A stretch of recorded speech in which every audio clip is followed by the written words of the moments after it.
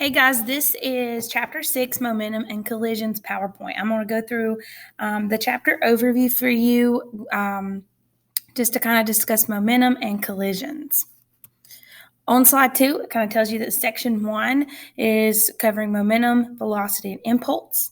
Section 2 is the law of conservation of momentum, velocity after collisions.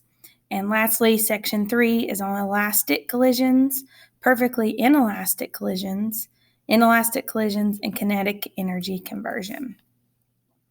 All right, so we are in your textbook on page 208, and this is beginning the section on momentum. So when we think about momentum, we usually use it to describe different moving objects, whether they have different velocities or if they're just having some sort of identification process in terms of being a change of an object. So in terms of momentum.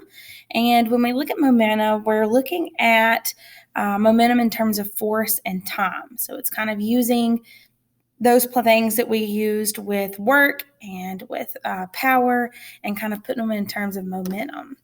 So to kind of give you an example, we usually start off with linear momentum with dealing with a soccer ball. So if you think about a soccer player and he's heading toward a moving ball during a game, the ball's velocity is going to change rapidly.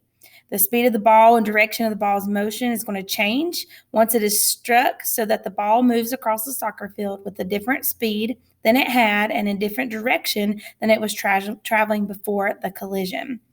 The quantities and kinematics equations that we did prior to this in modules, I think it was module 2, module 2, dealing with acceleration and kinematics. So looking at those kind of helps describe the motion of the ball. And then we can use the unit or module 3 when it dealt with newtons to kind of explain why the ball changes when it is struck.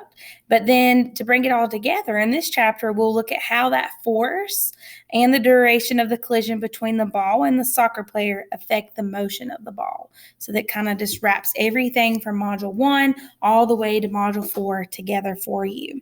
So when we're looking at this, remember that momentum is going to have an equation, kind of like our work, power, and energy. And we're going to use the lowercase p. And this is going to be used to describe the object's motion. And then we're also going to use mass, so the letter M. And remember, we measure mass in kilograms.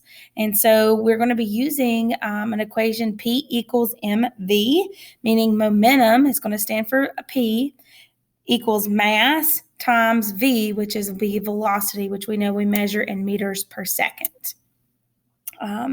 And so moving on with that, this is kind of giving you another example of someone who is riding a bicycle. So you're going to pick up speed as you coast down a hill on a bike. With gravity, it'll help accelerate you at a constant rate, leaving your velocity to increase and your mass to stay the same. And it'll start picking up momentum as you go down the hill. So the faster you go, the more momentum you're going to have, which makes it harder to stop.